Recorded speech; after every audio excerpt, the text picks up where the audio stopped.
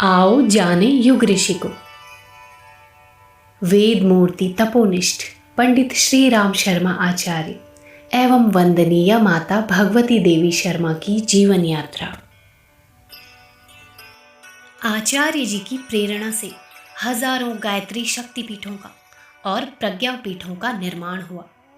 ये शक्तिपीठ धार्मिक दृष्टि से तो महत्वपूर्ण थे ही, लोक शिक्षण की दृष्टि से भी इन्हें उपयोगी बनाने का प्रयास किया गया है। प्रज्ञापीठों में दर्शन और विज्ञान को विशेष स्थान दिया गया। आचार्य जी ने काफी चिंतन मनन के पश्चात अध्यात्म और विज्ञान के समन्वय के लिए शांति कुंज के निकट ब्रह्म वर्चस्व की स्थापना की तथा यज्ञों की एवं मंत्रों के प्रभावों का वैज्ञानिक अध्ययन वैज्ञानिकों द्वारा करवाया। एक नई शुरुआत हुई। आध्यात्मिक और वैज्ञानिक इस शोध यात्रा में उच्च साधना वाले तथा प्रज्ञा वाले साधक के लिए गायत्री नगर का निर्माण किया गया। आचार्य जी ने उनके प्रशिक्षण के लिए तथा चयन के लिए अनेक प्रशिक्षण शिविर लगाए। आचार्य जी ने जड़ी बूटी और औषधियों के शोध एवं निर्माण का कार्य शुरू करवाया तथा पर्यावरण की शुद्धि के लिए हजारों वृक्ष लगवाए। जल, वायु, वातावरण की शुद्धि के लिए अभिनव प्रयास हुए। पर्यावरण संरक्षण की इस युग में दिन प्रतिदिन आवश्यकता बढ़ती जा रही है। गुरुदेव ने वन संरक्षण और हरितिमा विस्तार का कार्यक्रम बनाया और इसे वनौषधि उपयोग की व्यवस्था से जोड़ दिया।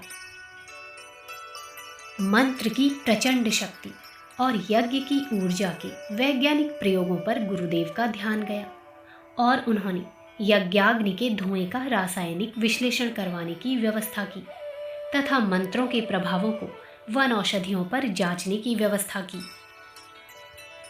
ब्रह्म वर्चस्व संस्थान को वैज्ञानिक नवीनतम उपकरणों से सुसज्जित किया गया तथा इसमें वैज्ञानिक प्रयोगों के लिए एक सक्षम प्रयोगशाला स्थापित की। इसके साथ ही विभिन्न विषयों पर एक विशाल ग्रंथशाला स्थापित की।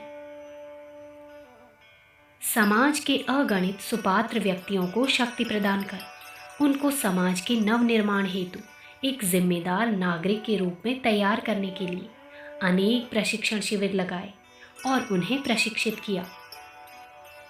प्राण प्रत्यावर्तन की ये प्रक्रिया स्थूल और सूक्ष्म दोनों माध्यमों से चली। शारीरिक रोगों के साथ साथ वर्तमान युग में मानसिक रोग भी दिन प्रतिदिन बढ़ते जा रहे हैं। ऐसी स्थिति में गुरुदेव ने काफी गंभीरता से इनके निवारण हेतु विचार किया और शांति कुंज में आसन, प्राणायाम और प्रज्ञा योग की उचित शिक्षा एवं प्रशिक्षण की व्यवस्था की, जिसका लाभ आज लाखों लोग उठा रहे हैं। आचार्य जी की कुछ वर्षों से सूक्ष्म साधना चल रही थी। 2 जून सन 1990 को गायत्री जयंती के दिन उन्होंने अपने स्थूल शरीर को त्याग कर अपनी आत्मा को माता गायत्री में लीन कर लिया। उनके महाप्रयाण का समाचार पाते ही श्रद्धालु एवं अनुयायी नर नारी शोकाकुल हो उठे।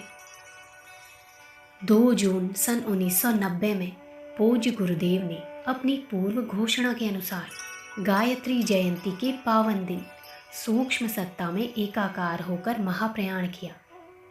उनके महाप्रयाण पर लाखों अनुयायियों के शोक का पारावार न रहा। 7 से 8 जून सन 1990 तक 6 स्थानों पर देश में लक्ष्यवेदी ब्रह्मदीप महायज्ञ आयोजित किए गए, जिसका महत्व और प्रभाव धीरे धीरे समाज को विदित होता रहा।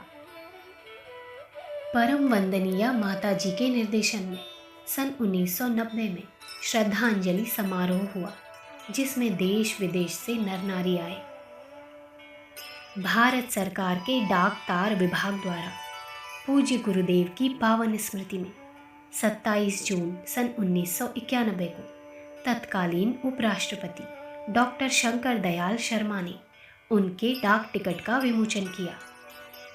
देव संस्कृति को घर घर तक पहुंचाने के लिए वंदनीय माता जी के संरक्षण में 8 एवं 10 जून 1992 को ऐतिहासिक शपथ समारोह हुआ। वंदनीय माताजी के संरक्षण में राष्ट्र के सोए पराक्रम को जगाने के लिए तथा उसे सुसंगठित करने के निमित्त देव संस्कृति दिग्विजय अभियान हेतु 10 जून सन 1992 को अश्वमेध यज्ञों की घोषणा हुई। पहला विराट अश्वमेध यज्ञ 7 से 10 नवंबर 1992 में जयपुर राजस्थान में हुआ। इस यज्ञ में लाखों लोगों ने भाग लिया। उसके बाद ये श्रृंखला विश्व भर में चली। भाद्रपद पूर्णिमा 19 सितंबर सन 1994 को वंदनीय माताजी ने अपने आराध्य की सत्ता में अपने को लीन कर लिया। उनके महाप्रयाण से चारों ओर अंधकार सा छा गया। वंदनीय माताजी के महाप्रयाण के पश्चात 1 वर्ष तक आंवलखेड़ा आगरा में गायत्री मंत्र का अखंड जप किया गया और पूर्णाहुति के निमित्त विशेष साधनाएं की गई। 1 वर्ष तक इस विशेष आयोजन में भारत के समस्त भागों से प्रतिभागी सम्मिलित हुए। 7 नवंबर 1992 से 30 जुलाई 1995 तक देश में तथा विदेशों में 27 स्थानों पर विराट अश्वमेध यज्ञ हुए। विदेशों में ऐसे यज्ञ पहली बार हुए थे। इन यज्ञों में भारतवासी एवं विदेशों में रहने वाले भारतीयों ने बहुत प्रसन्नता से भाग लिया तथा विदेशियों ने इन यज्ञों के विषय में वैज्ञानिक दृष्टि से विचार किया।